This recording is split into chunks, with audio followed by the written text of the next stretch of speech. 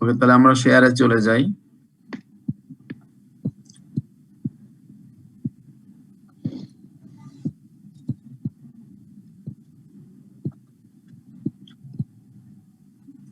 আমরা লাস্ট ক্লাসে আমরা সেকেন্ড প্রবলেম নিয়ে আলোচনা করছিলাম এবং এখানে আপনার যে সমস্ত অ্যাডজাস্টমেন্ট গুলো ছিল সেগুলো নিয়ে আমরা আলোচনা করছি এবং বলা হয়েছিল যে এগুলো ওয়ার্কিং গুলো তাহলে যার যার খাতায় করে রাখলে আমরা আজকে সেই ওয়ার্কিং এর আলোকে অঙ্কটা প্রবলেমটা সলভ করে ফেলবো। আমরা এখানে দুটো পদ্ধতি আমরা করব, একটা হলো ইনডাইরেক্ট পদ্ধতি, একটা ডাইরেক্ট পদ্ধতি। এবং ইনডাইরেক্ট পদ্ধতিতে আমরা দুটা সিস্টেমই করব, একটা নেট প্রফিট ধরেও করব আর একটা আমরা ইনকাম ফ্রম অপারেশন ধরেও করব, যাতে আমাদের কোনোভাবে কোনো জায়গায় কোনো ক্যাশ ফ্লোতে কনফিউশন না হয়। সো দ্যাট আমরা প্রথমে আমাদের প্রচলিত যেই ইনকাম ফ্রম অপারেশন সেটা দিয়ে আমরা করব। তাহলে ইনকাম ফ্রম অপারেশন আগে আমরা উপরে স্টেটমেন্ট উপরে আমরা লিখে নেব যে cash flow statement for MMZ company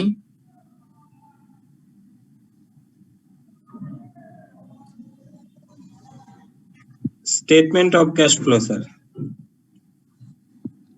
আমরা তো সেইটাই বলেছিলাম মনে হয় নাকি, statement of cash flow, not cash flow statement. Statement of cash flow প্রথমে হবে কোম্পানি, তারপর হবে স্টেটমেন্ট অফ ক্যাশ ফ্লো, তারপর হবে ফর দি মান্থ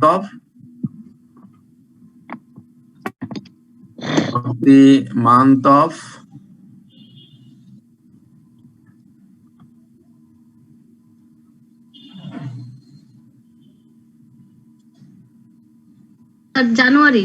জানুয়ারি। হ্যাঁ রাইট। স্যার এটা ইয়ার এন্ডেড হবে না স্যার? ইয়ার এন্ডেড, হ্যাঁ জানুয়ারি ফর দি ইয়ার এন্ডেড ওইভাবে লেখেন। তাহলে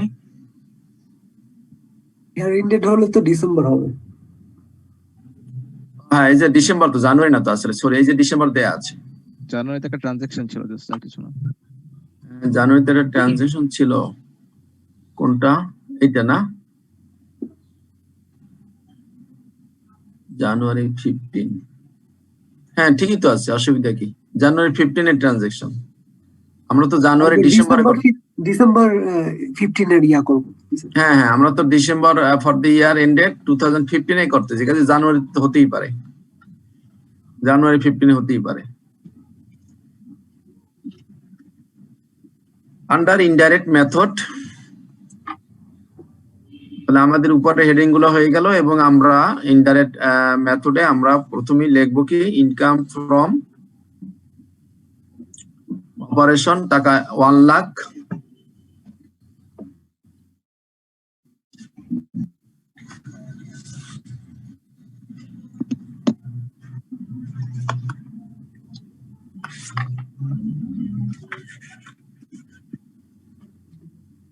হয়েছে লেখা? জি স্যার। এরপরে আমরা 1 লাখের সাথে যে সমস্ত নন ক্যাশ আইটেম গুলো আছে ইনকাম স্টেটমেন্টে সেইগুলো আগে করে নেব। 1 লাখ আমরা এখান থেকে নিয়েছি, তার মানে এর আগের ফিগার গুলো দেখবো যে এর মধ্যে কোনটা নন ক্যাশ আছে। এখানে 4টা ফিগার আছে, তার মধ্যে একটাই হলো নন ক্যাশ, সেটা হলো ডেপ্রিসিয়েশন আর হলো ব্যাড ডেটস। তাহলে ডেপ্রিসিয়েশন আমরা গত ক্যালকুলেশন করেছিলাম, কত মনে আছে?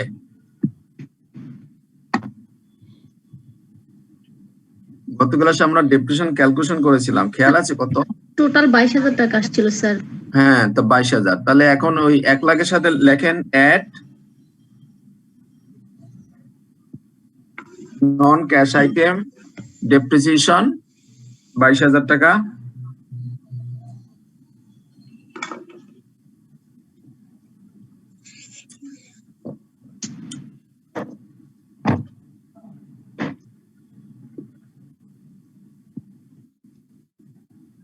জি স্যার।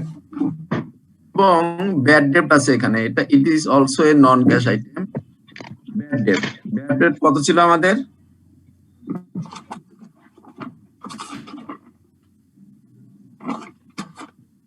2 2000 টাকা 2000 টাকা। হ্যাঁ, এই যে allowance for doubtful accounts 10,000 minus 8,000 2000 টাকা। তাহলে ব্যাড ডেটস হলো 2000 টাকা। তাহলে আমাদের 1 লাখ টাকার উপরে যত নন ক্যাশ আইটেম আছে সবগুলো অ্যাডজাস্ট হয়ে গেল।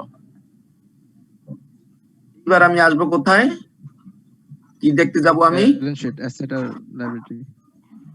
কারেন্ট অ্যাসেট এবং কারেন্ট লায়াবিলিটি, এবং অ্যাডজাস্টমেন্ট একবার দেখে নেব তার মধ্যে কোনো কারেন্ট অ্যাসেট বা কারেন্ট লায়াবিলিটি আর কিছু আছে কিনা। এখানে দেখেন equipment, it is not current investment commodity, এখানে কারেন্ট অ্যাসেট বা কারেন্ট লায়াবিলিটি কোনো অ্যাডজাস্টমেন্ট নাই। সো দ্যাট আমরা সরাসরি কারেন্ট অ্যাসেট বা কারেন্ট লায়াবিলিটির পোরশনে চলে যাব, আর কোনো অ্যাডজাস্টমেন্ট যেহেতু নাই। কারেন্ট অ্যাসেট এখানে প্রথমে আছে অ্যাকাউন্টস রিসিভেবল। তাহলে অ্যাকাউন্টস রিসিভেবল কত বেড়েছে আমাদের? 25 হ্যাঁ 25 sir. 25, right. The increase the value of accounts receivable 1,55,000 minus 1,30,000 সমান সমান 25,000। বাড়ছে না কমছে? কম বেশি কমছে কোথায়? 1,30,000 থেকে 1,55,000 হয়েছে। অ্যাকাউন্টস রিসিভেবল তো বেড়েছে, তো বাড়লে কি হবে? ক্যাশ বাড়লে নেগেটিভ কমবে স্যার। নেগেটিভ, তাহলে মাইনাস ফিগার হবে। ভিতরে লিখবেন যে increase the value of accounts receivable 22,000 নিয়ে 22,000 কে মাইনাস ফিগার দেবেন। অ্যাসেট বাড়া মানে আমার ক্যাশ আউটফ্লো। ঠিক আছে?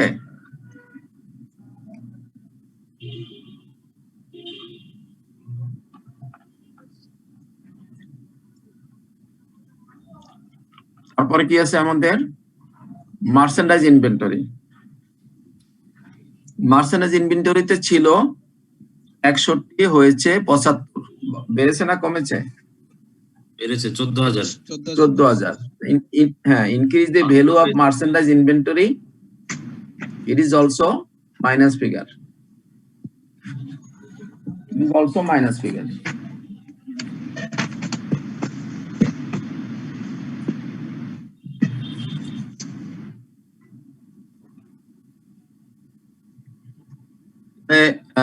কারেন্ট অ্যাসেট রিসিভেবল গেল, ইনভেন্টরি গেল, investment, equipment, building, land.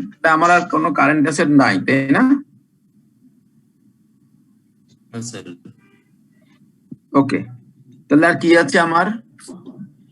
Allowance তো আসবে না, আসবে accounts payable, it is also a current liability. So that এই 60,000 থেকে বেড়ে 66,000 হয়েছে, 6,000। লায়াবিলিটি বেড়েছে 6,000, তাহলে কি হবে? ইনফ্লো 6,000 টাকার যোগ হবে। প্লাস হবে, হ্যাঁ। Increase the value of accounts payable,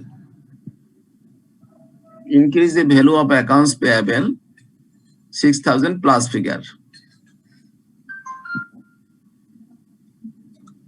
এই হলো আমার অ্যাডজাস্টমেন্ট। তাহলে আমরা যদি আউটার কলমে নিয়ে যাই টু, পেমেন্ট আসবে না, ওটা তো স্যার কারেন্ট। হ্যাঁ, ইনকাম ট্যাক্সটা আমরা কোথায় দেখাই?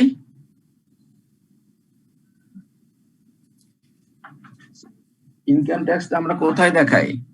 নেট ক্যাশ জেনারেশনের পরে অপারেশন, রাইট, ওখানে গিয়ে আমরা দেখাবো।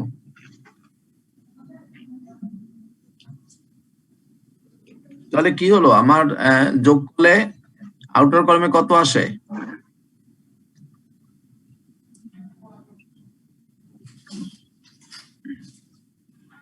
যোগ করলে আউটার কলমে কত আসে? হ্যাঁ, 9,000 9,000 প্লাস না minus? Minus sir. Minus figure. তাহলে আমার অপারেটিং প্রফিট ছিল 1 লাখ, সেখান থেকে যদি আমি 9,000 মাইনাস করি থাকবে কত? 91,000। 91,000। এটা হলো কি? Cash generated from operation. Okay, এর সাথে আমরা কি কি করব?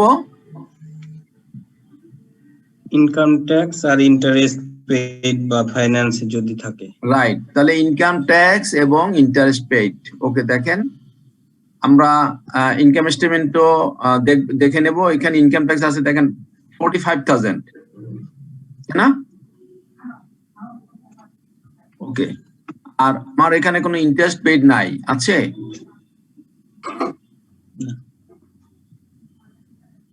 না স্যার, কোনো ইন্টারেস্ট পেইড নেই, শুধুমাত্র আমার আছে একটা ইনকাম ট্যাক্স। ইনকাম ট্যাক্সটা পেইড নাকি প্রভিশন সেটা আমরা এখান থেকে বুঝতে পারতেছি না, সেটা আমরা বের করব।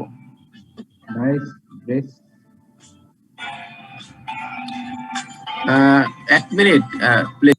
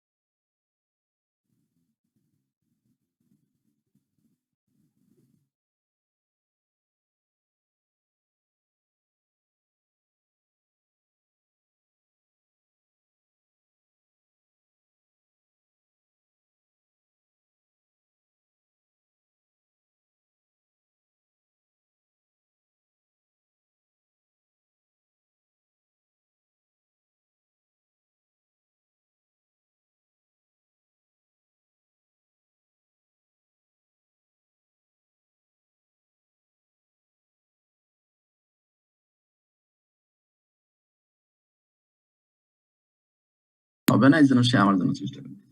ডিয়ার পার্টিসিপেন্ট, ডিস্টার্ব হয়ে গেল মনে হয় 2-1 মিনিট, খুব জরুরি একটা ফোন আসছিল এই জন্য।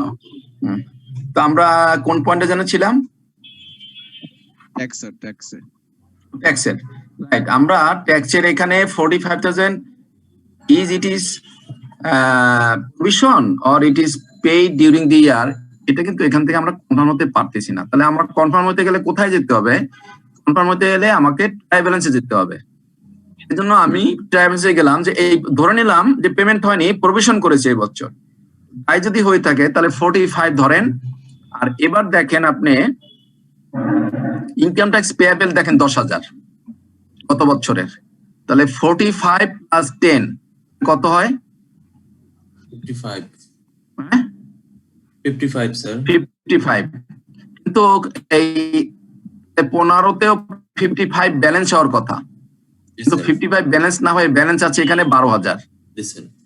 তাহলে বোঝা যাচ্ছে যে 55 মাইনাস 12 ইজ ইকুয়াল টু 3,000 হ্যাঁ 43,000। তাহলে পেমেন্ট হয়েছে 43,000, তার মানে ইনকাম ট্যাক্স পেইড হলো 43,000।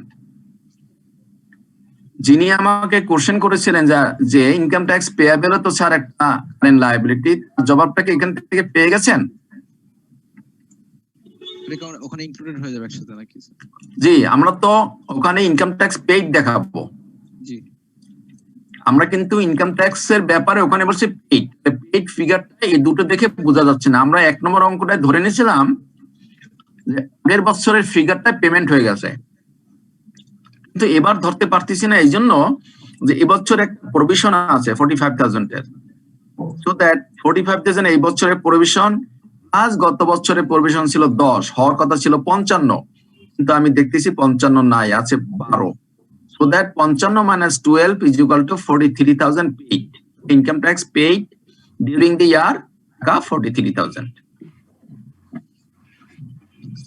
So that আমি যদি 91 থেকে 43,000 মাইনাস করি তাহলে আমার কত থাকবে?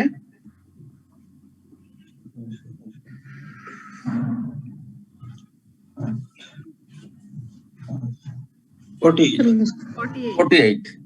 Like cash flow from operation কত দাঁড়ালো? 48,000। নাও আমরা এখন আবার চলে যাব ব্যাকে গিয়ে আমরা এবার 67 ধরে করব। কারো কোনো কনফিউশন, কারো কোনো আছে?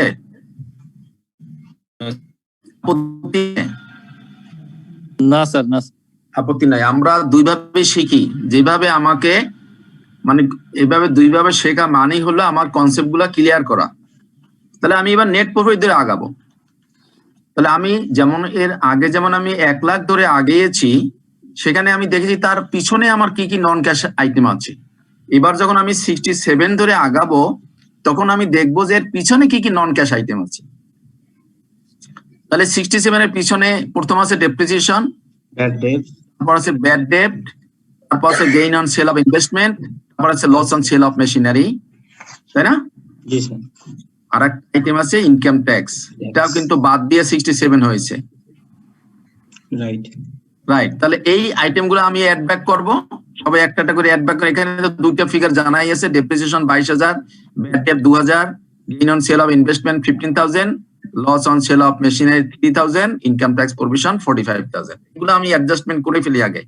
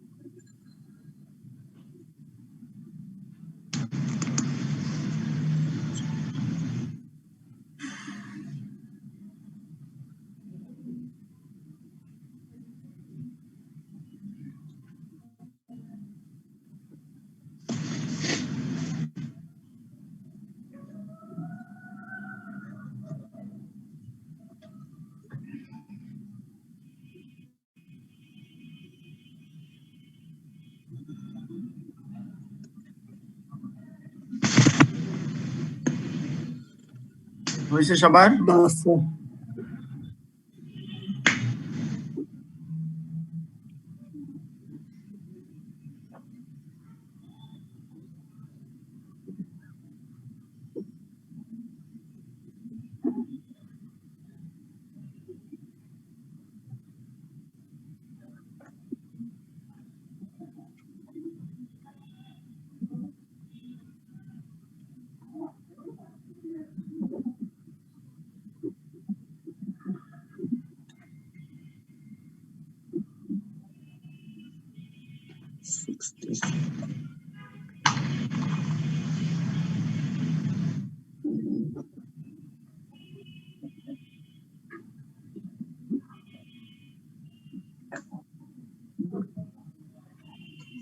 হয়নি?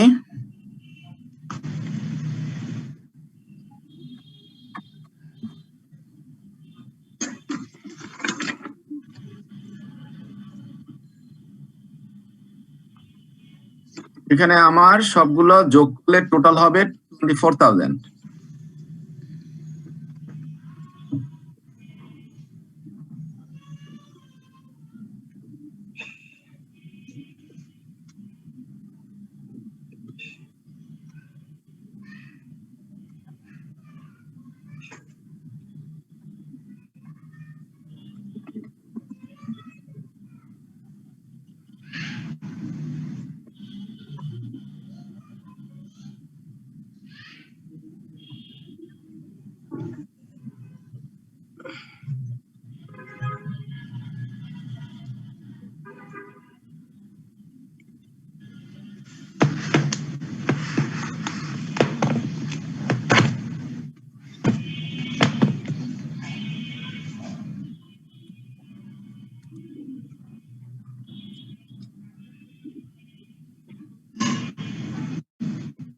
Sir. তাহলে এখন দেখেন ওখানে 45 যদি আমি মাইনাস করি ওখানেও 91,000 আসবে ক্যাশ জেনারেট ফ্রম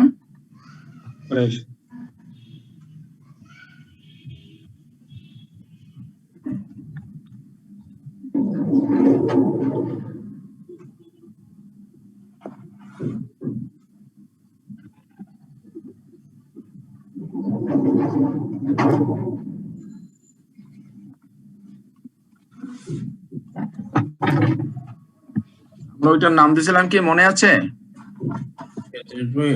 Operations. হ্যাঁ, অপারেশন তো পরে, ওইটার নাম কি দিয়েছিলাম? প্রথম যেটা আসবে অপারেটিং অ্যাক্টিভিটিস তো হলো আমার ইনকাম ট্যাক্স এবং ইন্টারেস্টটা প্লাস মাইনাস করার পরে। একটা তো নেট, একটা নেট ছাড়া আছে। হ্যাঁ, একটা নেট, একটা নেট ছাড়া ছিল এরকম না? না না, তো এইটাও operation cash generated from sir, এইটাও operation, cash generated from operation. হ্যাঁ একটা সেটাই net, আসে। স্যার। হ্যাঁ, এটাই।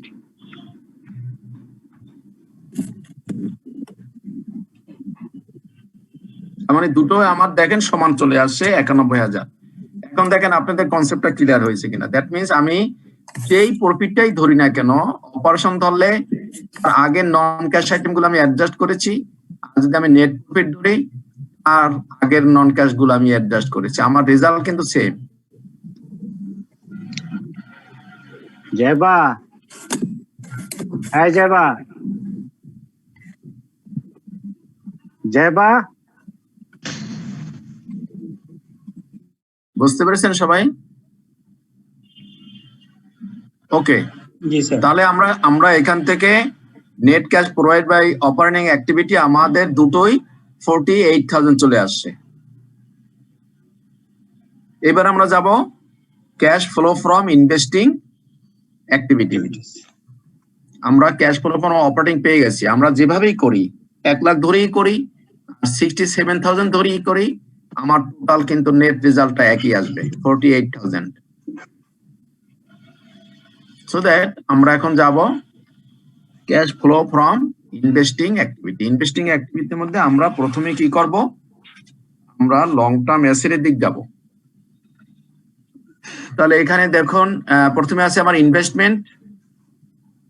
ইনভেস্টমেন্টে কি অবস্থা, গত আসে অঙ্ক করে ওয়ার্কিংটা করেছিলাম, ইনভেস্টমেন্ট কত ইনক্রিজ করেছে বা ডিক্রিজ করেছে?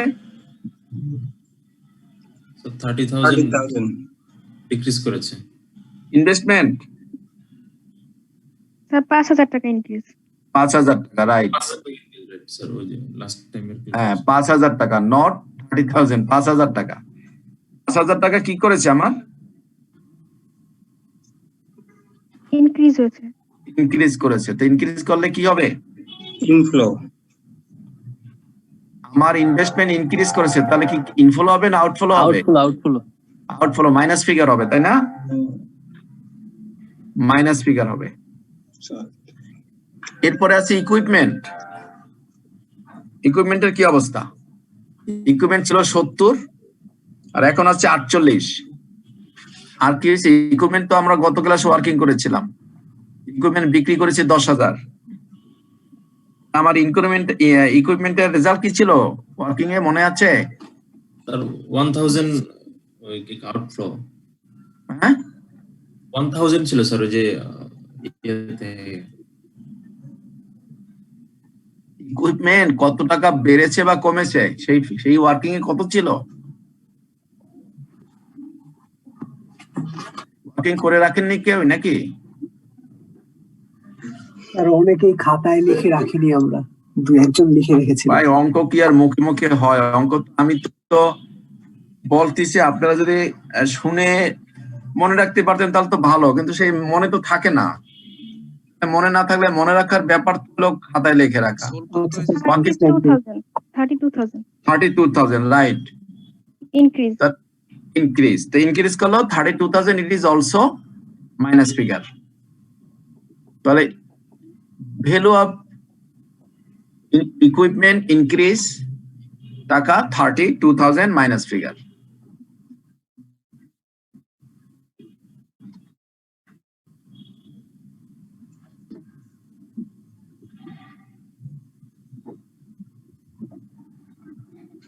আর কি আইটেম আছে বলুন?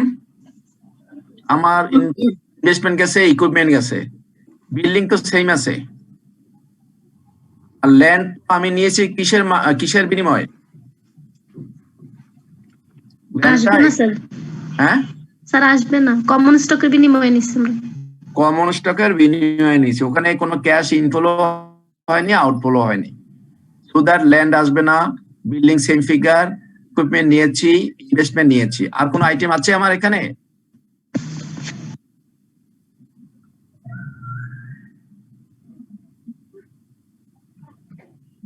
ক্যাশ তো আমরা মিলাবো, রিকনসাইল করবো, অ্যাকাউন্টস রিসিভ চলে গেছে, মার্সেন্ট চলে গেছে। এখানে আর কোনো আইটেম আমার বাকি রইলো না। কি আমার cash flow from investing activity শেষ হয়ে গেল? ফাইন্যান্সিং অ্যাক্টিভিটি বাকি। ইনভেস্টমেন্ট পারচেজ 50,000 আছে। কিছু বল। হ্যাঁ সেল অফ ইনভেস্টমেন্ট 50,000 আসবে তো। হ্যাঁ 50,000 টাকা আমি বিক্রি করেছি, ওইটা আসবে। তাহলে সেল অফ ইনভেস্টমেন্ট, এটা তো আমার টাকা ইনফ্লো হয়েছে, তাহলে সেল অফ ইনভেস্টমেন্ট টাকা 50,000। স্যার আরেকটা আসবে, কি? ইকুইপমেন্টের যে আমরা বিক্রি করেছিলাম ওখানে যে লস হয়েছিল সেখানে একটা সেল ভ্যালু ছিল স্যার। হ্যাঁ ওখানে কত ছিল সেল ভ্যালু? সেটা স্যার ভুলে গেছি। স্যার এটাকে একবারে স্যার আমরা দেখাবো না স্যার। 7,000 মনে হয় স্যার। 1000 ছিল, 10,000 টাকার 60% স্যার হ্যাঁ এটা কি স্যার ওই যে 40,000 থেকে 10,000 টাকা এই যে কস্টটা বাদ দিয়ে তারপর আমরা আবার 70,000 টাকার সাথে যে একবারে দেখাইলে কি সমস্যা আছে নাকি স্যার আলাদা দেখাইতে হবে? না, এগুলো তো আপনারা ওয়ার্কিং করে নেবেন। এগুলো ওয়ার্কিং করে নেবেন যে 48,000 মাইনাস 10,000, 38 মাইনাস 70, ওটা ওয়ার্কিং করে নেবেন। ওয়ার্কিং করে ওখান থেকে ফিগারটা নিয়ে আসবেন। আর যদি ওয়ার্কিং না করেন তাহলে ওই লাইনের ভিতরে increase the value of equipment লিখে তার মধ্যে যদি করেন তাও পারেন, 70 মাইনাস 48 মাইনাস 10, জি ওই 32 আসবে। এখানে 10,000 টাকা মেশিনারি তো আমি 10,000 টাকা বিক্রি করি নাই। না স্যার, বিক্রি করেছি কত টাকায়? বিক্রি করেছি এই যে এখানে বলেছে, বিক্রি করে 4,000 টাকায় বিক্রি করছি স্যার। স্যার 1,000 টাকা, কারণ 3,000 টাকা তোমার 3,000 লস, loss, 4,000 স্যার। টাকা ভ্যালু ছিল, 3,000 টাকা লসে আমি 1,000 টাকায় তাহলে বিক্রি করেছি। রাইট। হ্যাঁ, 10,000 টাকার কস্ট, 6,000 টাকা গেল ডেপ্রিসিয়েশন, থাকে 4,000 টাকা। সেই 4,000 টাকার জিনিস বিক্রি করে আমার 3,000 টাকা লস হয়েছে, তার মানে 1,000 টাকায় বিক্রি করেছি। জি স্যার। জি স্যার। সো দ্যাট 1,000 টাকা আমার ক্যাশ ইনফ্লো হয়েছে। So that sale of equipment টাকা 1,000, সেল অফ ইনভেস্টমেন্ট টাকা 50,000। এই দুটো আমার ক্যাশ ইনফ্লো হয়েছে। আমার টোটাল ক্যাশ ইনফ্লো কত হইলো?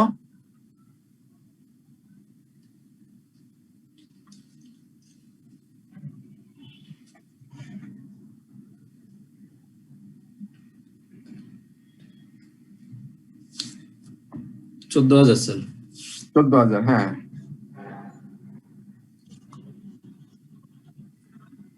সবার হয়েছে 14,000। দেখুন আমার সকালে আমার সলিউশনটা দেখে নেন।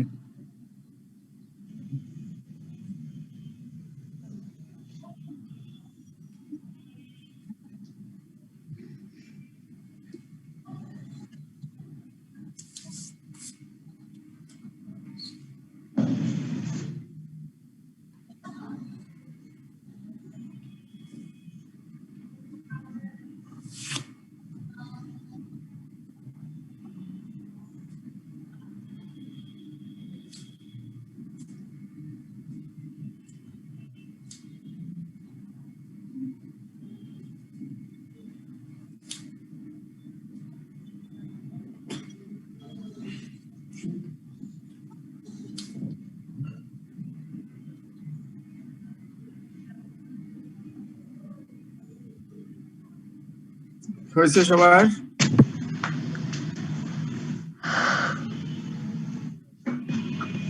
স্যার কারণ কোনো কোশ্চেন আছে বুঝতে পারেননি এমন কোনো জায়গা আছে?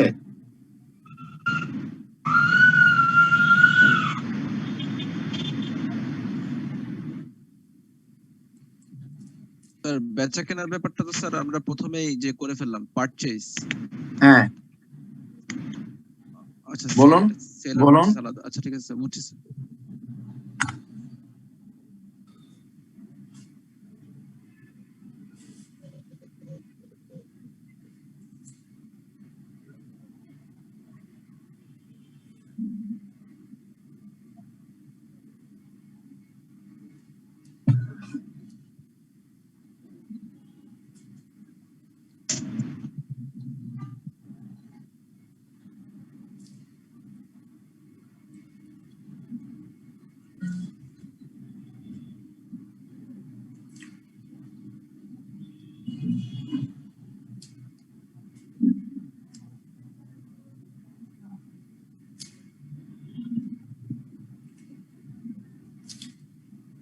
ক্লিয়ার সবাই নাকি কনফিউশন আছে? না স্যার, ক্লিয়ার। আগাবো? জি স্যার। ওকে, তাহলে এরপরেরটা কি কি কি কি কি আমাদের কোন portion? Financing activities. Financing activity করুন সবাই। Financing cash flow from financing activity. আমরা কোন পোর্শনে যাব ফাইন্যান্সিং অ্যাক্টিভিটির জন্য? ব্যালেন্স শিটে। আমরা কোনগুলো দেখবো ফাইন্যান্সিং অ্যাক্টিভিটির জন্য? আমার বাকি থাকলো কি ব্যালেন্স শিটের? Sir long term liabilities. Long term liability এবং শেয়ার ক্যাপিটাল অংশ, জি তাই না? জি স্যার। হ্যাঁ, তাহলে ওইটুকুই বাকি রইলো। তাহলে ওইটুকুর বাকির মধ্যে আমরা যাই যে এই পর্যন্ত হয়ে গেছে, ইনকাম ট্যাক্স পর্যন্ত হয়ে গেছে। লং টার্ম নোট পেয়াবেল দেখেন 70 ছিল, এখন হয়েছে কত?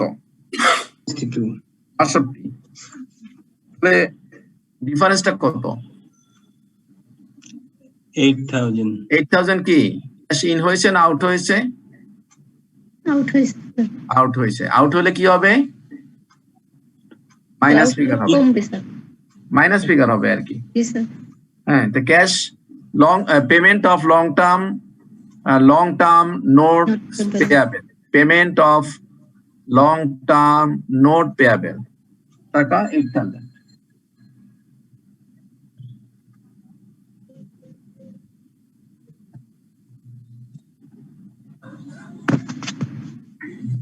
payment of long term note payable.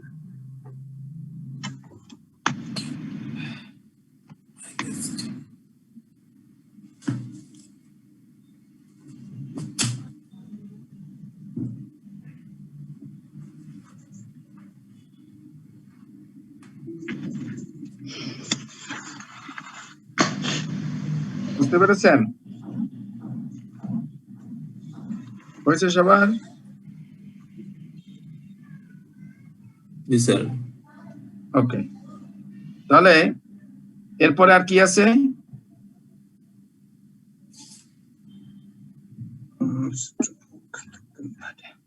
Common stock. Right. তাহলে কমন স্টকে ওয়ার্কিং আমরা করেছিলাম গত ক্লাসে। সেখানে বলেছিলাম যে এই যে ল্যান্ডে এখানে আমরা 25,000 কমন স্টক দিয়ে ল্যান্ড কিনেছি। তাহলে 25,000 এটার সাথে যোগ হবে 2,60,000 প্লাস 25, 2,85,000, 2,85,000 মাইনাস 3,10,000।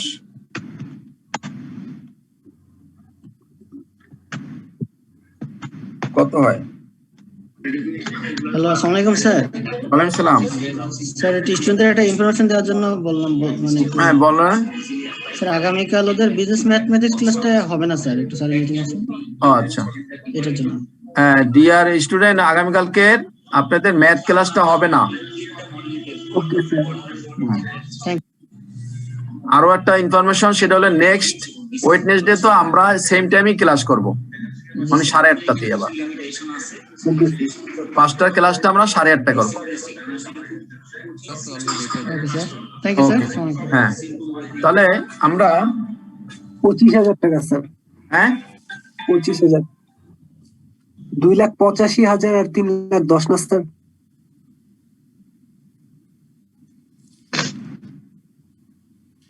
জি 2,85,000 মাইনাস 3,10,000। তাহলে 25,000 টাকা। এটা কি প্লাস ফিগার হবে না ভাই? সেল করলে ক্যাশ আসবে না আপনার? হ্যাঁ হ্যাঁ বাড়বে। হ্যাঁ, এটা প্লাস হবে।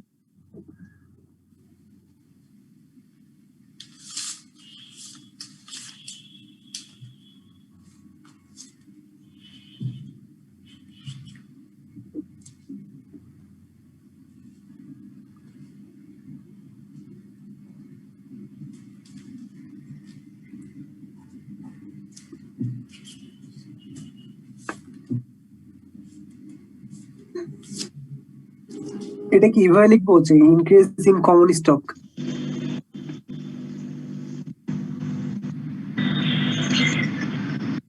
হ্যাঁ ওইরকমই আর কি, increase value of common stock. Okay okay, thank you. আচ্ছা রুবেল ভাই, এর আগের আইটেমটা যেটা payment of long term note payable, এটা কি 8,000 টাকা ছিল? 8,000 টাকা মাইনাস আমরা পে করে দিচ্ছি। মাইনাস ফিগার ছিল। ওকে, থ্যাংক ইউ ভাই।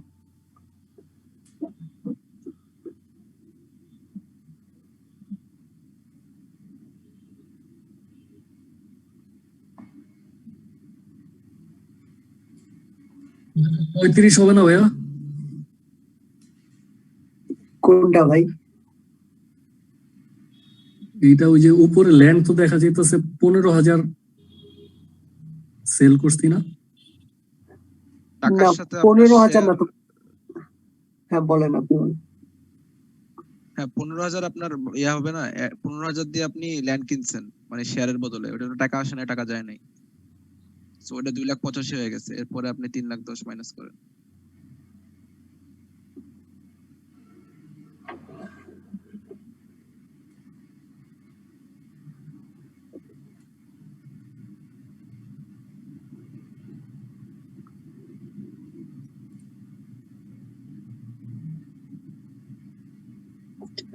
আচ্ছা স্যার বললো ওয়েডনেসডেতে এই ক্লাসটা, ওয়েডনেসডেতে তো এই ক্লাসটা নাই আমাদের।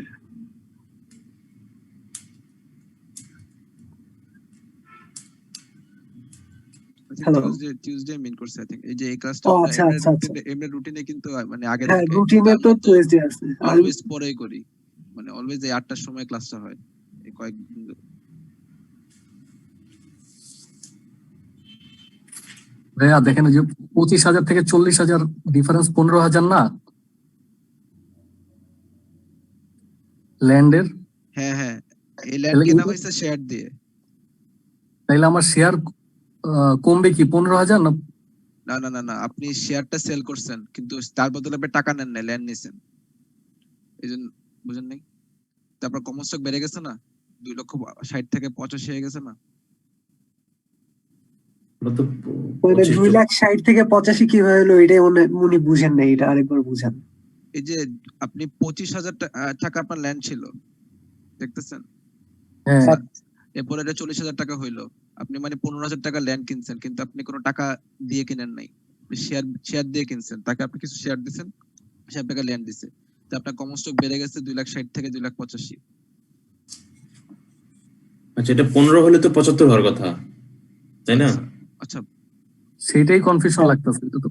আচ্ছা, হ্যাঁ তাহলে তো তাহলে 75 দিয়ে ক্যালকুলেট হবে, রাইট? 15,075।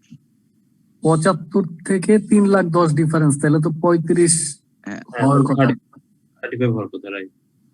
ও আমিও এখানে আচ্ছা আচ্ছা আচ্ছা, আপনি ঠিক ঠিক বলতেছেন। বেসিক্যালি আমি 35 হওয়ার কথা।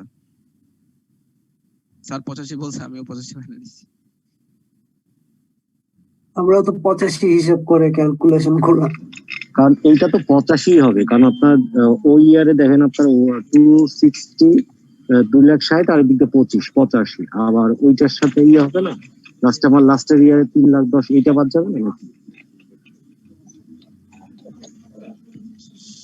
25 তো ভাই ল্যান্ডের ছিল, আমরা তো ইকুইটিতে যোগ করছি হচ্ছে যে অংশটা বাড়ছে সেটা, সেইটাই, যেটা ওই ইয়ারের সাথে বাড়ছে আর কি, ফার্স্ট ইয়ারে যেটা মানে প্রথম মাসের যেটা ইয়ে ছিল আর কি।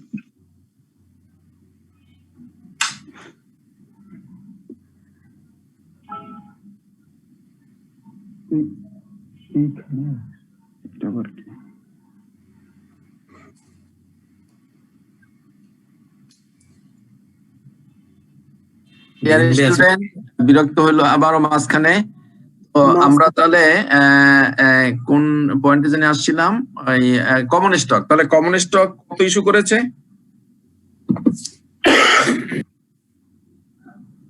কত হয়েছে আমাদের কমন স্টক? হিসাব করেছেন আপনারা? আমাদের একটু কনফিউশন আছে স্যার কি বলুন? এখানে। 35,000 ঠিক আছে তো স্যার।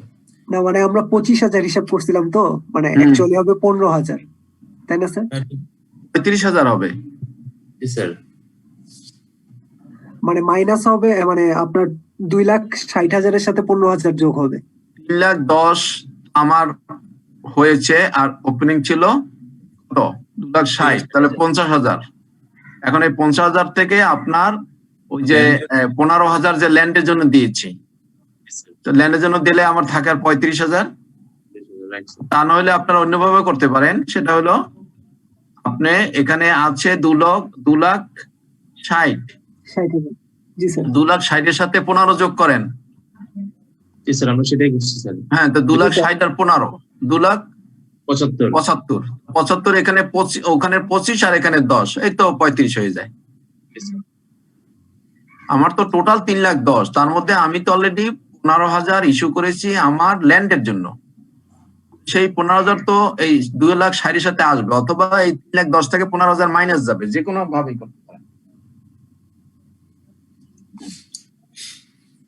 আইদার 3,10,000 মাইনাস 15,000 মাইনাস 2,60,000 হবে, অথবা 2,60,000 প্লাস 15,000 মাইনাস 3,10,000 তাও হবে। তাহলে ওখানে আসলো 35, তাহলে 35 হলো টোটাল কত হয় আমার ক্যাশের এফেক্ট কত? তাহলে আমরা ক্যাশ ডিভিডেন্ড পেইডেরটা হিসাব করে নেই। ওসো ক্যাশ ডিভিডেন্ড তো সরি আগে দেখাই ফেললাম। হ্যাঁ, ক্যাশ ডিভিডেন্ড আর একটা আইটেম আছে, কারণ এখানে দেখুন আপনার আমরা যদি ইসের দিক তাকাই, রিটেন আর্নিংসের দিক তাকাই, 95,000 ছিল আমার গত বছরের প্রফিট, তাই না? জি স্যার। হ্যাঁ, তো তার সাথে এই বছরের প্রফিট যোগ করেন 67,000 যোগ করেন গত বছরের প্রফিটের সাথে। 95 সাথে যোগ 67 কত হয়? 1,62,000। 1,62,000 হওয়ার কথা, কিন্তু হয়েছে দেখেন 92,000। ব্যালেন্স দেখাচ্ছে এখানে 92,000। 70,000 টাকা gap। 70,000। এটা নিশ্চয়ই বাকিটা পেমেন্ট করে দিয়েছে ডিভিডেন্ড, প্রফিটটা ডিস্ট্রিবিউট করে দিয়েছে। রাইট। ক্লিয়ার সবাই? সো দ্যাট আমি যদি ব্যালেন্স শিটের ওয়াইজ যাই তাহলে কিন্তু আমার কোনো আইটেমই বাদ যাবে না। যেমন ধরেন এখানে আমরা প্রত্যেকটা আইটেম দেখেন এফেক্টিং আছে, প্রত্যেকটা আইটেম টাচ হয়েছে। যে আমরা যদি এরকম আইটেম ওয়াইজও যাই তাহলে আমি দেখবো যে আমার কোনো আইটেম বাদ পড়েছে কিনা। আমি যদি আইটেম ওয়াইজ যাইতাম তাহলে কিন্তু আমার রিটার্ন আর্নিংসটা পড়ে বাদ পড়তো না। এবং সেখানে দেখেন অবশ্যই ডিফারেন্স আছে, ডিফারেন্স থাকবে। এবং যেহেতু আপনি ইনকাম স্টেটমেন্টটা দিয়ে দেবে, কাজেই আপনি ইনকাম স্টেটমেন্ট ধরে গত বছরের প্রফিট যোগ করে আপনি ইসে চলে যাবেন, ওই যে এই বছরের যে ব্যালেন্সটা সেই ব্যালেন্স ফিগারে চলে যাবেন, তাহলে দেখবেন যে ডিফারেন্স পেয়ে যাবেন।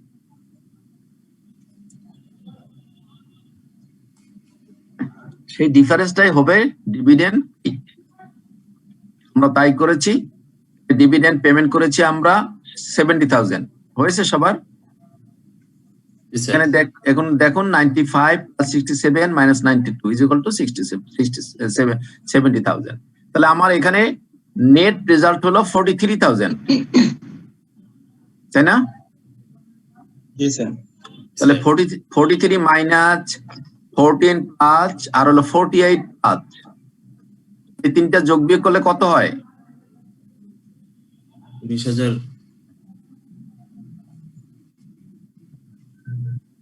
স্যার। 19,000। এই যে 19,000 তাহলে হবে কি?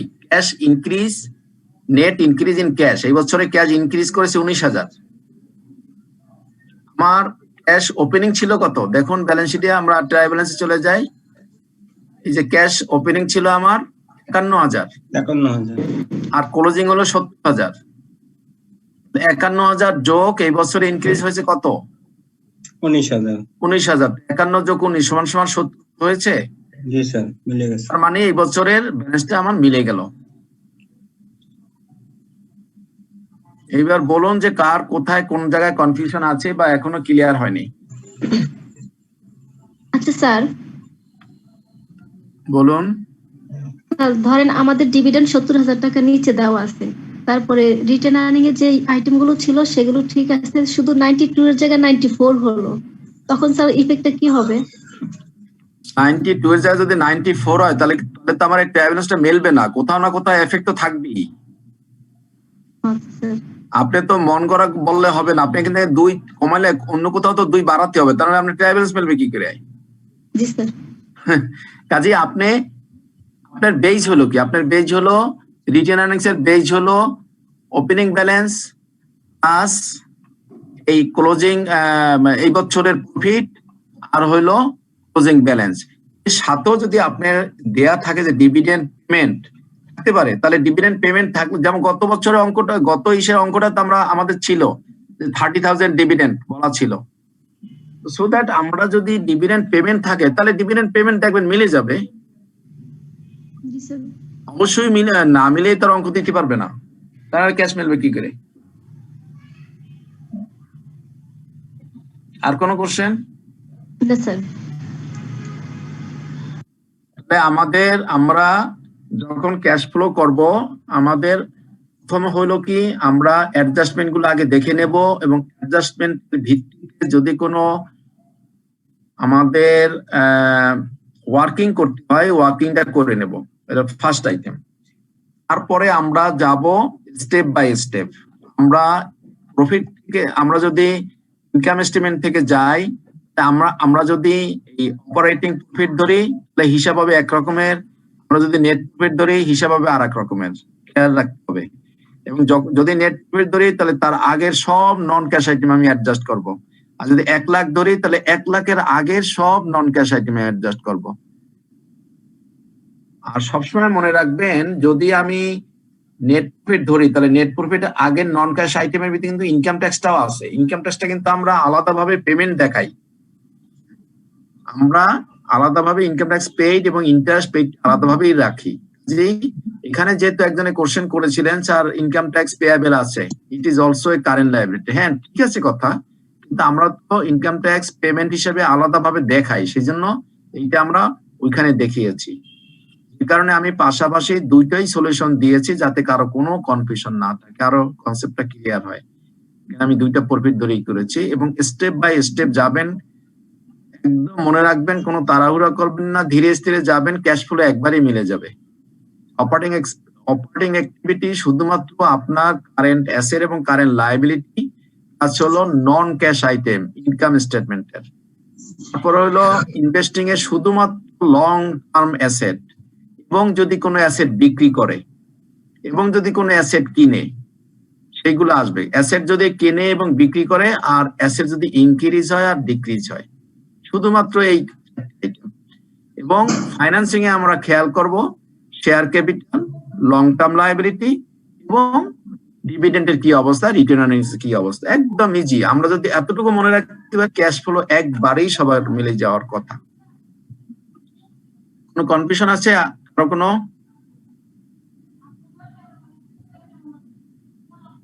আমরা কি আগাবো? জি স্যার। ওকে, আমরা এতক্ষণ করেছি ইনডাইরেক্ট মেথড, এখন আমরা ডাইরেক্ট মেথডে করব। What is the difference between indirect method and direct method? Cash flow from operating activities. Just এতটুকু, এই যে 1 নম্বরটুকু, শুধু এতটুকু আমরা করব ডাইরেক্ট। আর বাকি কিন্তু এই দুটো সেম, 2 নম্বর এবং 3 নম্বর সেম। আমরা থিওরিতে বলেছি, ওখানে আমরা ক্লিয়ার বলেছি যে কোনো পার্থক্য নাই। শুধুমাত্র আমরা যদি এইটুকু করে ফেলতে পারি ডাইরেক্ট, তাহলে আমাদের অঙ্কটা হয়ে যাবে। এতটুকু শুধু পার্থক্য, এই পোর্শনই শুধু পার্থক্য। তাহলে আমরা এখানে যেমন আমরা কারেন্ট অ্যাসেট ছিল। জি বলুন স্যার, ইনডাইরেক্ট মেথডকে রিকনসিলিয়েশন মেথড কেন বলা হয় স্যার? বলা হয় এই জন্যই যে আমি ডাইরেক্ট মেথডটা করি, তাহলে আপনি উত্তর আপনি পেয়ে যাবেন। ইনডাইরেক্ট বলছি স্যার, ডাইরেক্ট বলিনি। ওই তো ইনডাইরেক্ট মেথড এবং ডাইরেক্ট মেথডে করলে কেন এটা রিকনসাইল হয় আপনি নিজেই বুঝতে পারবেন। তখন আমরা ডাইরেক্টটা করে নেই আগে, ওকে স্যার। তখন বুঝতে পারবেন যে রিকনসাইল কিভাবে হইলো।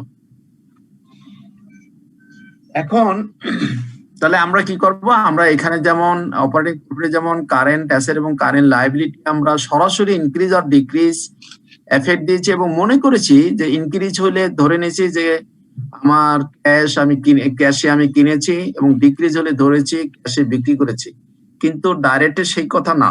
ডাইরেক্ট হলো যে আপনার এই কারেন্ট অ্যাসেট এবং কারেন্ট লায়াবিলিটি প্রত্যেকটা জিনিসই কিন্তু আপনার ইনভলভ থাকে পারচেজ এবং সেলস এর সাথে।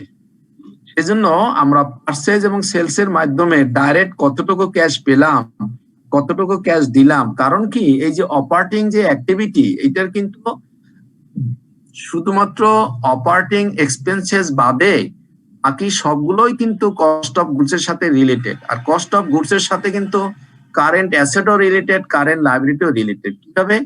দেখেন, accounts receivable, it is related with sales. Inventory, it is related with sales or purchase. Accounts payable, it is related with sales and purchase. ঠিক তদ্রুপ এখানে দেখেন আপনি, এটা হলো ব্যাড ডেটস, এটা হলো it is also the operating expenses. So that আমরা যদি সরাসরি পারচেজ এবং সেলস থেকে কত ক্যাশ ইন করেছে আউট করেছে সেটা যদি বের করতে পারি, তাহলে আমরা ডাইরেক্ট মেথডে হয়ে যাবে। আমরা যদি এর দিকে তাকাই তাহলে দেখবো যে আমার ডাইরেক্ট যদি করতে যাই, তাহলে আমরা প্রথমেই কি করব, যে সেলস থেকে কত টাকা আমি পেয়েছি সেই ফিগারটা বের করব। তাহলে আমরা আগে ওয়ার্কিং করে নেব যে সেলস থেকে আমরা কত টাকা পেয়েছি। এখন এখানে দেখেন যে সেলস হয়েছে মাত্র 9,50,000, তাই না? নাকি বললে আমার বুঝতে সুবিধা হয় যে আপনারা অ্যাটেনশনে আছেন। সেলস হলো 9,50,000। হ্যাঁ, সেলস এর সাথে জড়িত কে বলতে পারেন? Account receivable. অ্যাকাউন্টস রিসিভেবল, দেখেন অ্যাকাউন্টস রিসিভেবল এখনো বাকি আছে এখানে 25,000, মানে 25,000 বেড়ে গেছে, মানে 25,000 এখনো আমি টাকা পাই নাই। এইটা এখন ধরতে হবে যে 25,000 বেড়ে গেছে, মানে 25,000 টাকা পাইনি। সো দ্যাট এই 9,50,000 যেটা সেল করেছে সেখান থেকে ওই 25,000 মাইনাস করতে হবে। তাহলে sales minus increase the value of accounts receivable 25,000 কত হলো? 9,25,000। 9,25,000। অথবা যদি এটাও আপনাদের কনফিউশন হয় সেক্ষেত্রে আপনারা কি করবেন, যে এই যে সেলস আমি করেছি, সেলস এর সাথে সরাসরি জড়িত হলো অ্যাকাউন্টস রিসিভেবল। সেলস করেছি 9,50,000 যোগ আমার অ্যাকাউন্টস রিসিভেবল ওপেনিং ছিল 1,30,000 মাইনাস অ্যাকাউন্টস রিসিভেবল ক্লোজিং হলো 1,55,000। রেজাল্ট একই আসবে। এখন বসতে যার যেভাবে সুবিধা সে সেভাবে করবেন। তাহলে আমরা এখান থেকে নেট রেজাল্টটা পেলাম 9,25,000 টাকা। তাহলে cash receive from customers working আমরা করে নেই। Cash receive from customer is equal to 9,00,000 কত? 25,000। 25,000 গেল একটা আইটেম, একটা ওয়ার্কিং। তাহলে আমি যেমন সেলস করে পেয়েছি তেমনি তো আমি আবার পারচেজও করেছি, বুঝছি না? জি স্যার, জি স্যার। পারচেজ করেছি। পারচেজের আমি ফিগার কোথায় পাবো? পারচেজের ফিগার এখানে ইনকাম দেখেন, স্টেটমেন্টে। এই যে cost of goods sold. Cost of goods sold মানে কি? Opening stock plus purchase minus closing stock is equal to cost of goods sold. G sir. তাহলে কস্ট অফ গুডস সোল্ড মানে আমি পারচেজ ধরে নিতে হবে এখানে। তাহলে আমি পারচেজ করছি 6,00,000 টাকা। তাহলে এর সাথে কস্ট অফ গুডস এর সাথে কস্ট অফ গুডস সোল্ড কিভাবে বের করে? আমরা একটু বলেছি কস্ট অফ গুডস সোল্ড বের করে ওপেনিং স্টক যোগ পারচেজ মাইনাস ক্লোজিং স্টক, এইভাবে আমরা বের করি কস্ট অফ গুডস সোল্ড। তাহলে কস্ট অফ গুডস এর সাথে related opening inventory plus closing inventory. Cost of goods sold ধরে নিলাম যে 6,000 মানে 6,00,000 টাকার আমি জিনিস কিনেছি। এর সাথে আমি যোগ করব, আমি এখানে ইনভেন্টরি দেখেন, এই যে ইনভেন্টরি যোগ করব এখানে 61 এবং 75 আছে। আমি ওই অ্যাকাউন্টস রিসিভেবল মতন একটা যোগ একটা মাইনাস করতে পারি, অথবা 61 মাইনাস 75 ইনক্রিজ হয়েছে মাত্র 14,000। 14,000 আমি যোগ করতে পারি, ঠিক আছে? আমি 14,000 যোগ করব, তা না হলে আমি কি করব? আমি একটু খেয়াল করুন, আমি কস্ট অফ গুডস সোল্ড বের করছি কি ওপেনিং ইনভেন্টরি যোগ করেছি না মাইনাস করেছি? যোগ করেছি স্যার। যোগ করেছি। আর ক্লোজিং ইনভেন্টরি বাদ, মাইনাস করেছি। এক জায়গা বাংলা বলবেন, এক জায়গায় ইংলিশ বলবেন, তার হবে না। যোগ বাদ। আমি ওপেনিং স্টক প্লাস করেছি আর ক্লোজিং স্টক মাইনাস করেছি। তাহলে যখন আবার আমি ক্যাশটা বের করব তখন উল্টা করব।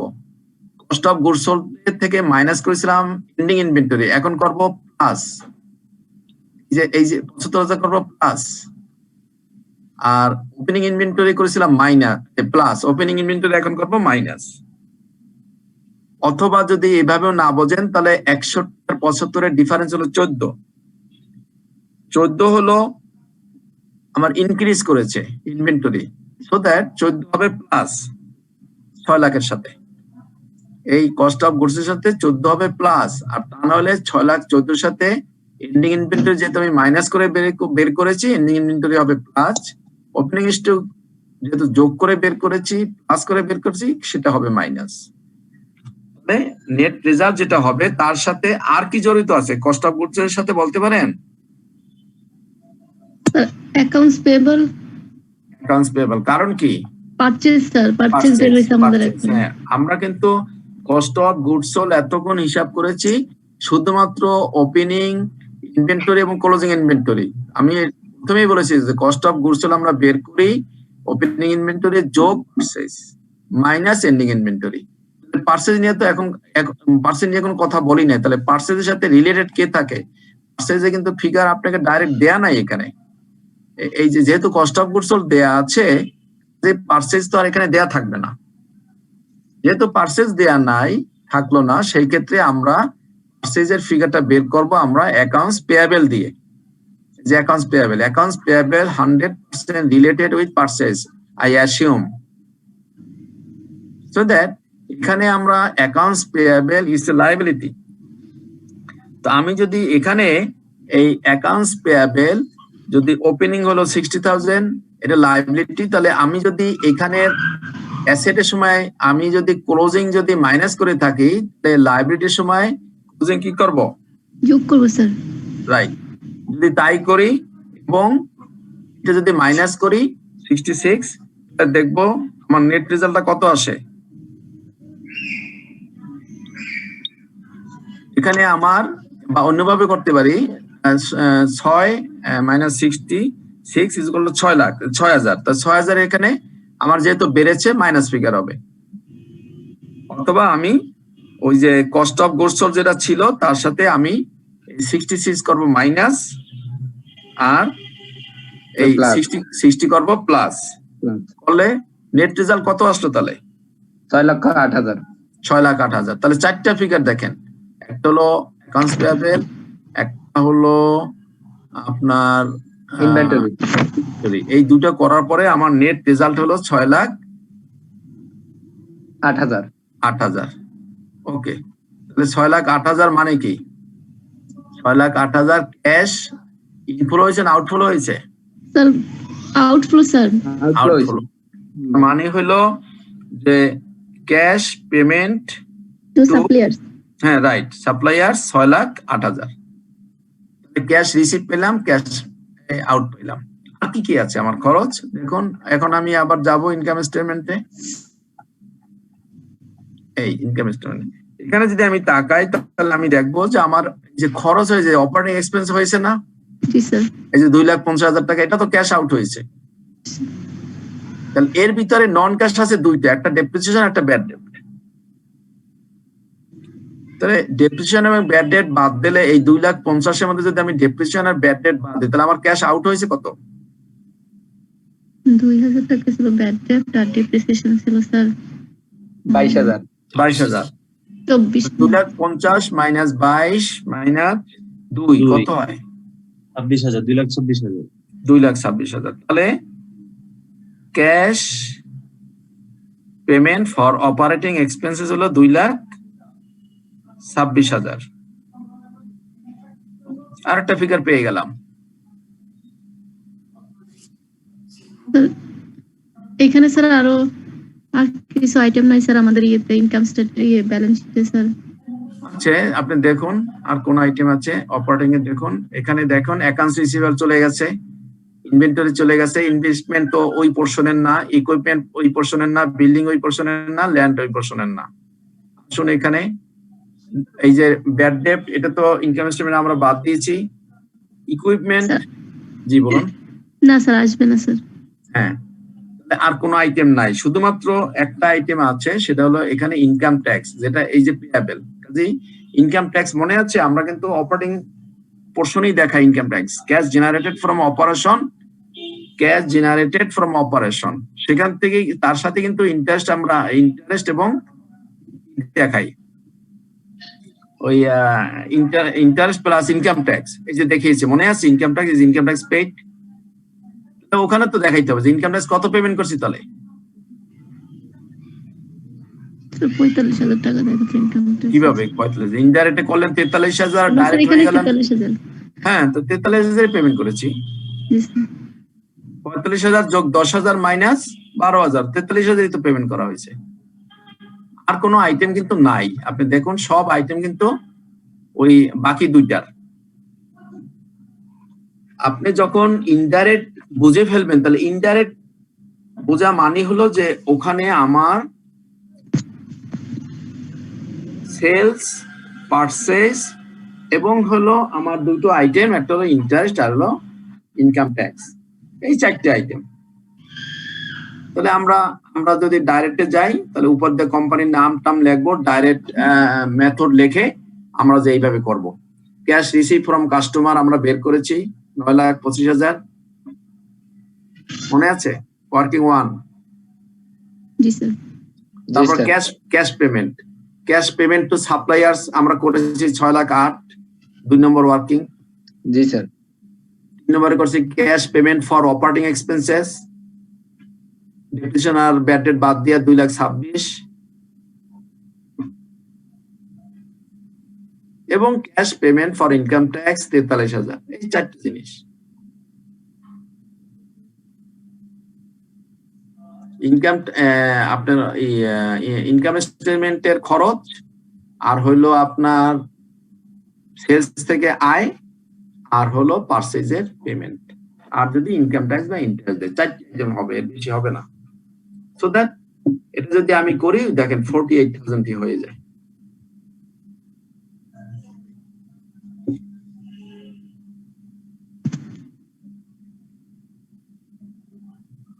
আর এক্সামে কি ডিরেক্ট না ইনডিরেক্ট এটা কি মেনশন করা থাকবে? মেনশন করে থাকারই কথা, যদি না থাকে তাহলে সেই ক্ষেত্রে আপনারা ইনডাইরেক্ট করবেন, কারণ ডাইরেক্টে চিন্তা করতে হয় একটু বেশি। আপনাদের কাছে কোনটা ভালো লাগতেছে, ইনডাইরেক্ট না ডাইরেক্ট? ইনডাইরেক্ট। ইনডাইরেক্ট। ইনডাইরেক্টটা করতে ইজি হয় আর কি। ইনডাইরেক্টে চিন্তাটা কম করতে হয়, ডাইরেক্টে একটু চিন্তা করতে হয়, কিন্তু ডাইরেক্টে আইটেম কম। যদি আপনি চিন্তা সঠিকভাবে করতে পারেন তাহলে হবে। এখন দেখুন স্যার ডাইরেক্ট যাওয়ার প্রবাবিলিটি কিরকম?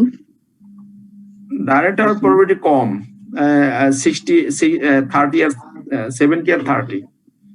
আচ্ছা, থ্যাংক ইউ স্যার। তারপরও আমরা সবই যদি পারি তাহলে আমরা এক ডাইরেক্ট তো শুধু এক পোর্শন, তাহলে আমরা তো সেটাও আলোচনা করে ফেললাম এই জন্যই, যাতে আবার কনফিউশন না থাকে, বা হলে গিয়ে যদি দেখেন ডাইরেক্ট আসলো তখন তো আবার মনে মনে বলবেন স্যার তো এটা শিখাইলো না। সেই জন্য এখানে সবসময় মনে রাখবেন আপনারা ডাইরেক্ট চলে যাবেন ইনকাম স্টেটমেন্টে। ইনকাম স্টেটমেন্ট দেখে দেখে সেখান থেকে সেলস থেকে বের করবেন কত টাকা পেয়েছেন, পারচেজ থেকে বের করবেন কত টাকা দিয়েছেন। পারচেজ কেমনে পাবেন, এই কস্ট অফ গুডস এর সাথে অ্যাডজাস্ট করলে পারচেজটা পেয়ে যাবেন। সবসময় মনে রাখবেন কস্ট অফ গুডস আমরা বের করি ওপেনিং ইনভেন্টরি যোগ করে ক্লোজিং ইনভেন্টরি মাইনাস করে, কিন্তু আমি যখন আবার ক্যাশ বের করব তার উল্টা জিনিস করব। এন্ডিং ইনভেন্টরি আমি করব প্লাস আর ওপেনিং ইনভেন্টরি করব মাইনাস। কিন্তু পারচেজের সাথে জড়িত থাকে অ্যাকাউন্টস পেয়াবেল, অ্যাকাউন্টস পেয়াবেলও আমি ক্লোজিং যেটা থাকবে সেটা আমি করব মাইনাস, আর যেটা ওপেনিং থাকবে সেটা করব প্লাস। আমি ইনভেন্টরির সময় যা করেছি অ্যাকাউন্টস পেয়াবেলের সময় তার উল্টা করব, কারণ এটা হলো লায়াবিলিটি আর ওটা হলো অ্যাসেট। যে অ্যাসেটের সময় যা করেছি লায়াবিলিটির সময় তার উল্টা করব। করলে আমি পেয়ে গেলাম পারচেজে কত টাকা দিয়েছি, আর সেলসে কত টাকা পেয়েছি সেটাও বের করলাম। বাকি থাকে আমার অপারেটিং, আমার কত খরচ করেছি অপারেটিং ব্যবসা করতে গিয়ে, সেটা নন ক্যাশ আইটেমটা বাদ দিয়ে নিতে হবে। নন ক্যাশ আইটেম নরমালি ডেপ্রিসিয়েশন থাকে আর ব্যাড ডেট থাকে, আমরা ওইটা বাদ দেব। যদি আমরা এই 67 ধরতাম তাহলে কিন্তু অনেক কিছুই বাদ দিতাম। তো সেক্ষেত্রে আর 67 এর কোনো কোশ্চেন নাই, কোশ্চেন হবে এটার আগ পর্যন্ত, যেহেতু আমরা শুধুমাত্র অপারেটিং এক্সপেন্সেসটাই নিয়ে আসতেছি। ওখান থেকে নন ক্যাশ আইটেমটা বাদ দিয়ে আমি খরচ করেছি সেটা বের করব। আর একটা আইটেম থাকে যেটা আমরা অপারেটিং এ দেখেছি ইনডাইরেক্টে দেখাই, ইনডাইরেক্ট মেথডে দেখাই, সেটা হলো ইন্টারেস্ট এবং ইনকাম ট্যাক্স। সেই ইনকাম ট্যাক্সটা যদি আমরা এখানে মাইনাস করতে পারি ওই ঠিক ইনডাইরেক্টের মতন ক্যালকুলেশন করে, তাহলে আমার ডাইরেক্টে বেড়ে যাবে। দেখেন ডাইরেক্টও বের হচ্ছে 48, আবার ইনডাইরেক্টও বের হচ্ছে 48, এই যে 48, আর বাকি দুটো তো সেম। এখন যিনি কোশ্চেন করেছিলেন যে রিকনসাইল, একজনে কোশ্চেন করেছিলেন যে স্যার কিভাবে রিকনসাইল হয়, সেই কোশ্চেনের উত্তর কি আপনি পেয়েছেন? স্যার আমি এখন বুঝতেছি না, আপনি একটু বাংলায় যদি বলতেন সুন্দর করে। বাংলায় হলো যে আমি ইনডাইরেক্টের মাধ্যমে, ডাইরেক্ট মাধ্যমে তো হলো যে আমি ডাইরেক্ট কত টাকা ক্যাশ পেলাম আর কত টাকা দিলাম সেটা আমি ডাইরেক্ট হিসাব করে বের করলাম।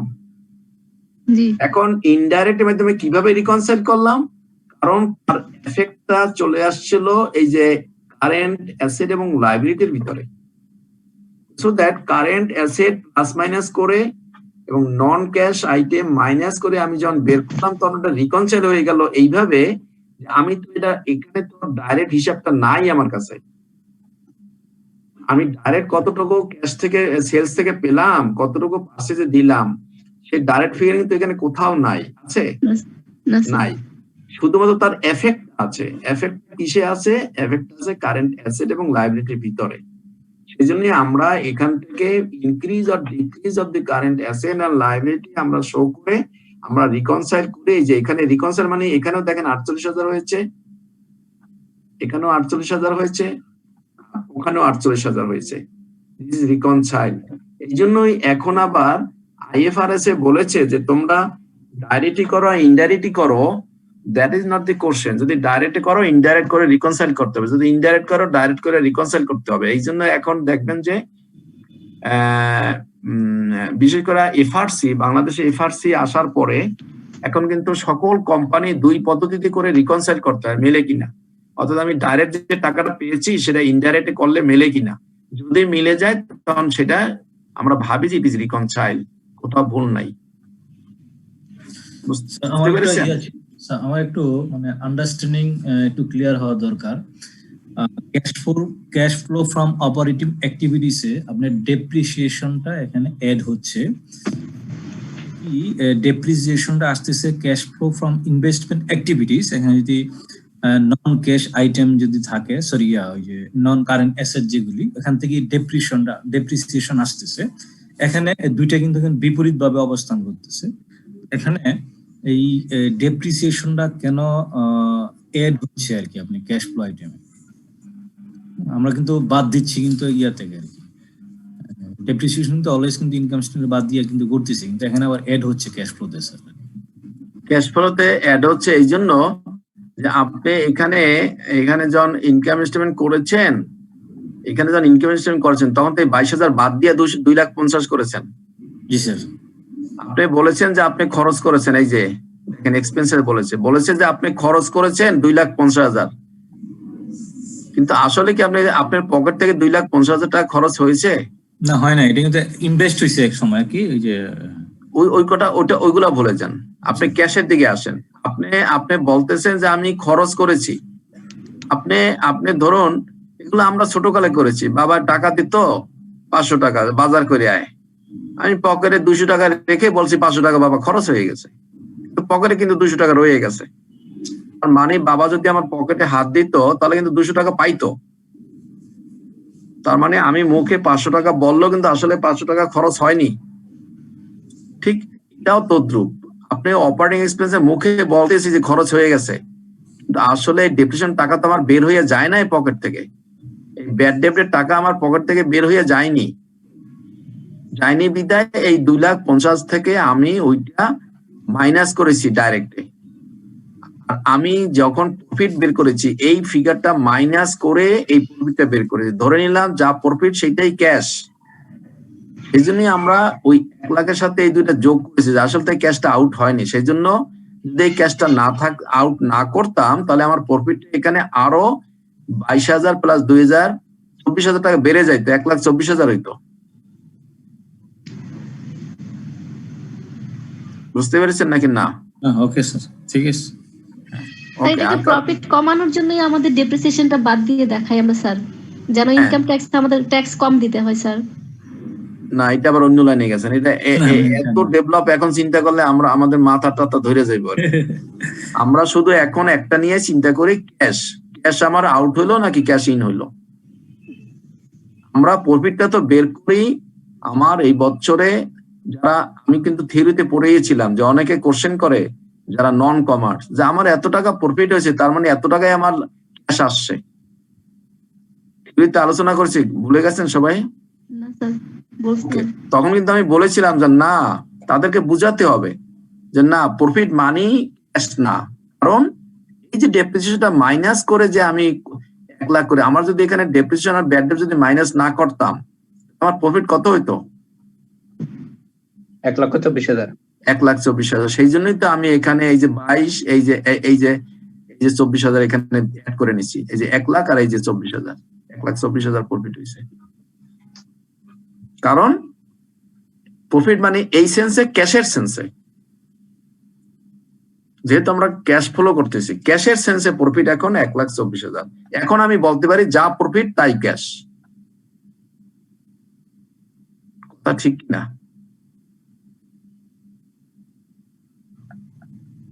জি স্যার। কনফিউশন দূর হয়েছে না এখনো কনফিউশন আছে?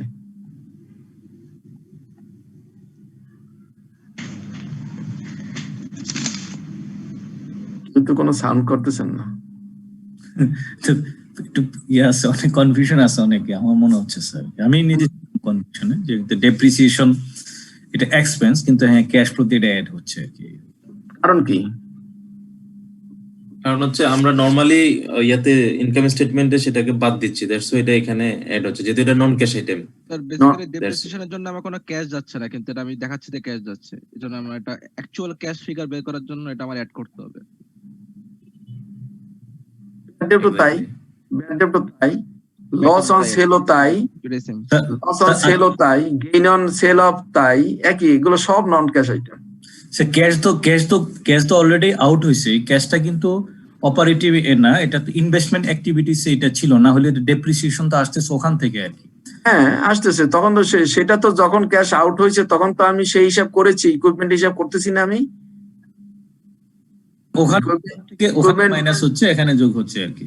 হ্যাঁ হ্যাঁ, ওখানের আউট তো আমি হিসাব করতেছি আলাদা, কিন্তু ডেপ্রিসিয়েশন তো এটা হলো প্রফিটটা বের করার জন্য, কিন্তু ক্যাশ যদি আমি বের করি তখন আবার এক হিসাব, প্রফিট যখন বের করবো তখন হলো আর এক হিসাব, দুই হিসাব তো আলাদা। এখানে অনেক আইটেম আছে, যদি এমন হইতো যে ধরুন এই সেলস যদি বলে দিত আপনাকে এই সেলস কস্ট 9,50,000 পুরোটাই বাকি, 1 টাকাও পান নাই, তখন কিন্তু আমরা এই 9,50,000 বাদ দিতাম। আমরা তো করতেছি ক্যাশ কত পেয়েছি সেটা, সো দ্যাট ক্যাশটা বের করার জন্য কিন্তু এই সেল যে 9,50,000 সেখান থেকে খরচ বাদ দিয়ে 1 লাখ বের হয়েছে, মানে কি, মানে 8,50,000 আমি খরচ করেছি, মানে এই 9,50,000 আমি ক্যাশ ধরেছি, তার সাথে কিন্তু আমি অ্যাডজাস্ট করেছি সমস্ত কারেন্ট অ্যাসেট এবং লায়াবিলিটি, কারণ ওই এফেক্ট অটোমেটিক চলে আসে এখানে। আমার উদ্দেশ্য হলো ক্যাশ কতটুকু আমার affected, cash inflow and cash outflow, not expenses. যদি কোনো এক্সপেন্সেস বাকি থাকতো, যদি এখানে বলে দিত যে অপারেটিং এক্সপেন্সের মধ্যে এমন একটা খরচ আছে যেটা এখনো পেমেন্ট করা হয়নি, যদি বলতো যে বেতন স্যালারি আছে 50,000 টাকা পেমেন্ট করা হয়নি, আমরা কিন্তু সেই 50,000 টাকা বাদ দিতাম, পেমেন্ট করা হয়নি মানে ক্যাশ আউট হয়নি। যেখানে বলতো যে একটা ইলেকট্রিসিটি বিল আছে 25,000 টাকা যেটা পেমেন্ট করা হয়নি, কিন্তু খরচ হিসেবে আমি দেখাই প্রফিট বের করেছি, কিন্তু ক্যাশ যখন বের করতাম তখন ওইটা আবার যোগ করে নিতাম। এখন ক্লিয়ার হয়েছেন? জি স্যার। জোর করে বলতেছেন না মন দিয়া, না জোর করে, কোনটা? আমি বুঝেছি, আমি ক্লিয়ার। আপনি ক্লিয়ার, ওকে থ্যাংক ইউ। আমার ক্ষেত্রে হচ্ছে যে আমি এখন ক্যাশ নিয়ে চিন্তা করবো, আমি কিন্তু এক্সপেন্স নিয়ে অন্য কিছু নিয়ে ভাববো না, কারণ ক্যাশ ফ্লোটা করবো শুধু ক্যাশ, রাইট? জি স্যার। আর এক্সপেন্সেস আমি ধরবো ক্যাশ যদি আমাকে কথাগুলো না বলতো, যদি শুধু এতটুকু বলতো অপারেটিং এক্সপেন্স, তাই আমি ধরতাম ঠিক আছে সবটাই মনে হয় খরচ হয়ে গেছে, টাকা আউট হয়েছে। যদি আবার এখানে বলতো যে এরিয়ার স্যালারি টাকা এত, এরিয়ার ইলেকট্রিসিটি বিল টাকা এত, এরিয়ার আইটেম দিত টাকা এত, তখন আবার সেগুলো আমি করতাম, আমি অ্যাড ব্যাক করতাম, কারণ ওগুলোও তো আমি খরচ হিসেবে আমি এখানে মাইনাস করে প্রফিট বের করেছি, কিন্তু ওই খরচগুলো এখন আসলে পেমেন্ট করতে পারি নাই, মানে ক্যাশটা আউট হয়নি। আমি সবসময় মাথায় থাকবে ক্যাশ আমার চলে গেল নাকি আসলো।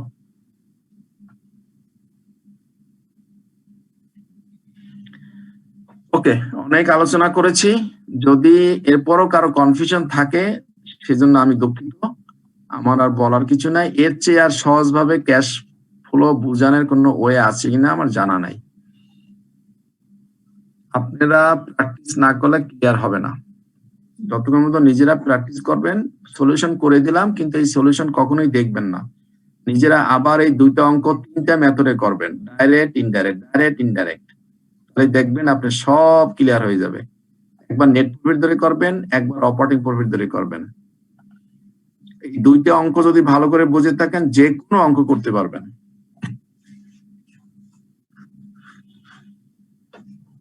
আমরা নেক্সটে চলে যাব,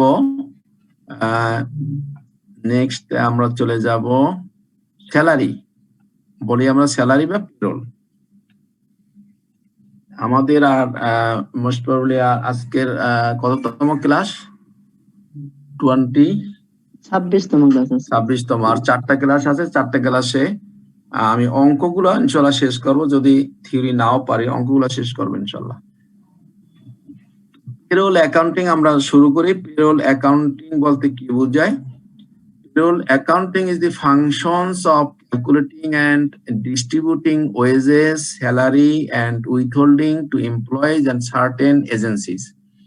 It is generally done through different documents such as timesheet, paychecks, and a payroll ledger and a payroll attendance sheet. বলছে যে payroll accounting হলো যেখানে আমরা ক্যালকুলেশন করি এবং ডিস্ট্রিবিউশন করি মজুরি এবং বেতন, এবং সেখান থেকে যত উইথহোল্ডিং মানে কেটে রাখা, আমরা যা কিছু কেটে রাখি এবং যা কিছু দেই সেইগুলার যে হিসাবটা করি মূলত সেটাকে বলা হয় পেরোল অ্যাকাউন্টিং।